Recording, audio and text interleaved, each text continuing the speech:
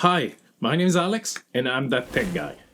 This is the second video of this video series where I'm gonna show you exactly how to build the perfect media server from an old computer that you have lying around in your house. Last week, I showed you how to install Ubuntu server. If you haven't seen that video, you can watch it right here. This week, I'm gonna show you how you can create one folder and share it with all your Windows computers. The goal is to be able to drag and drop your movies, your TV shows, and your music directly on that server. Okay, so the first thing that we need to do is to create a folder on that server that we're gonna share with our Windows computers. So we first need to create that folder, but before we do so, we need to log in to our new server. So put your username and password, and once you logged in to the server, we're gonna check if Nano is installed. Nano is a text editor for Linux, and we're gonna need Nano to edit the config files later on.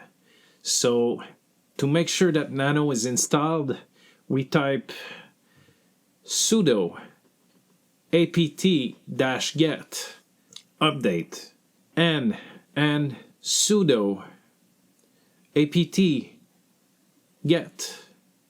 installed Nano, and we press enter. And what that command is gonna do, it's gonna check if we have all the latest package manager files by running the update command, and we basically added the other command on the same line that's gonna try and install Nano. On our system, Nano is already installed, but maybe it's not the case for you, so it's better to check just in case to make sure that Nano is already installed. So depending on how you installed Ubuntu server in the first place, Nano might be or might not be installed. So the next step is going to be to install Samba. So to install Samba, we're going to type sudo apt-get install Samba. In our case here, Samba is already installed. But if it's not, it's gonna go ahead and download a bunch of files, and this might take a while. Once we know for sure that Samba is installed, we're gonna exit the Samba config file. So to change the config file for Samba, we're gonna need to use Nano to change the content of that text file. But we need to use root privileges for that. So we're gonna type sudo space nano. This will give us root privileges for Nano, and we'll make another space, and we'll type /etc/samba/smb.conf, and we're gonna press enter. The config file is gonna load. In my case, I'm gonna change the work group because my Windows computers are not on work group. They're on net home. So I'm gonna change that work group for net home. But if you haven't changed your work group in Windows, you can leave it as is. I'm also gonna set this option right here to no, because I wanna make sure that Samba is not constrained to only one single network interface. So by doing that, Samba is going to be able to serve the content on any network interface. Now scrolling down to the bottom of that config file, so we're going to add shared media in brackets. We're gonna add comment equal /srv/samba/shared media. On the next line, we're going to add browsable, and we're going to say equal yes. And that's going to allow all the Windows computers to browse to that folder through the File Explorer. On the next line, we're going to say guessed OK, and we're going to click yes. This will allow people to look at that folder without having all the rights for it. So it's going to allow read-only access. On the next line, we're going to say read-only, and we're going to say no. And on the last line, we're going to put create mask equal 0755. And that last line is going to be the permission for the new files that we put in that folder. So that SRV Samba shared media directory doesn't exist. So we need to create it.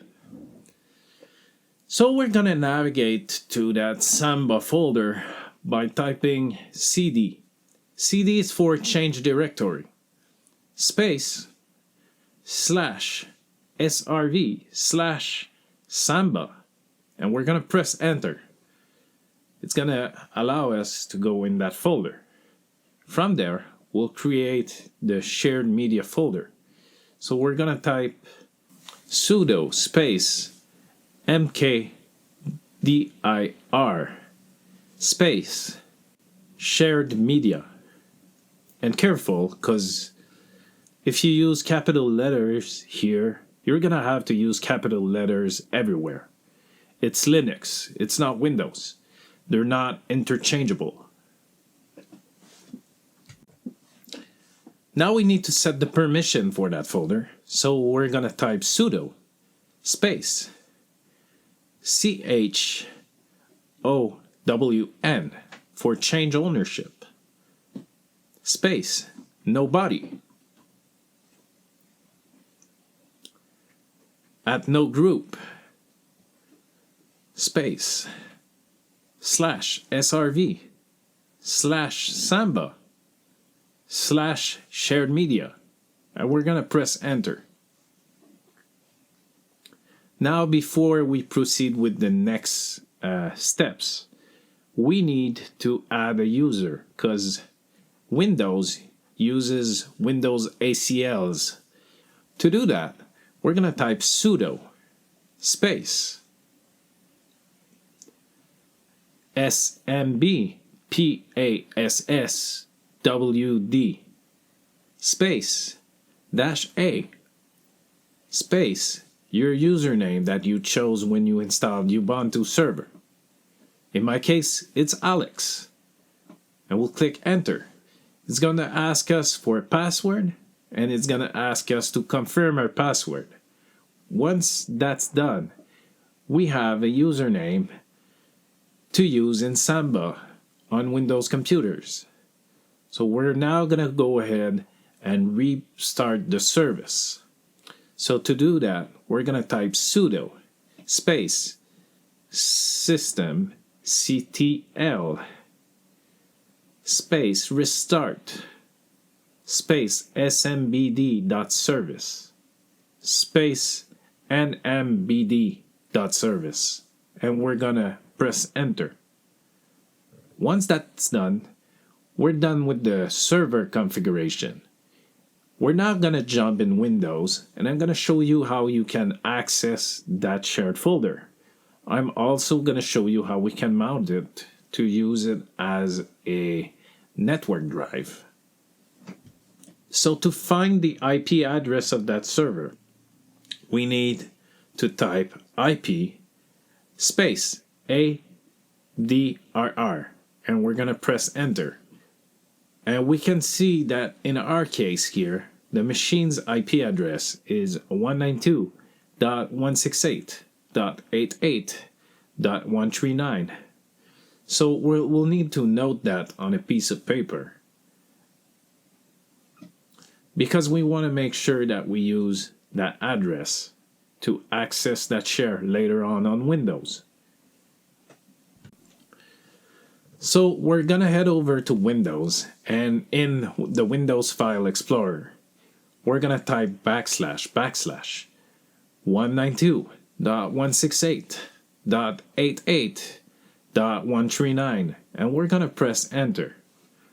From there, we can see all the folders that have been shared on that Linux machine. And in our case, we only have the shared media folder. If we double click on it, we can see that it's empty. I'm gonna try and copy that video file from MakenKV that I used earlier to rip a movie from a DVD that I own. And if I copy and paste that file in that folder, we can see that it's copying over to that server. So that's how you're gonna take all your movies, your TV shows, and your music, and you're gonna copy it in that server. And we're gonna use that folder later on with Jellyfin. That will be the subject of another video where I'm gonna show you how to configure Jellyfin to use those media files and broadcast them to any device that supports Jellyfin or LDNA in your house. There's one thing that my memory can do is retain all those IP addresses.